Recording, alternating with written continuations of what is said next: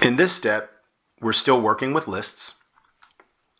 We're going to create a new set of lists for the aggregate board. And again, so this will be running, imagine that this is running within the scope of Finish Movie Review.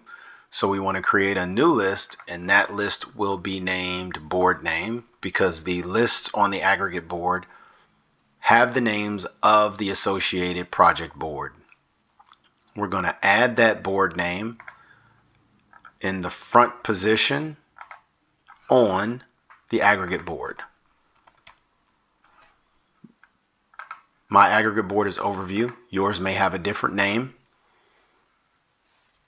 The variable name would be the same. It would still be board name. Okay, we're going to add these instructions to the script. All right, in the next step, we'll populate the new set of lists with the relevant cards.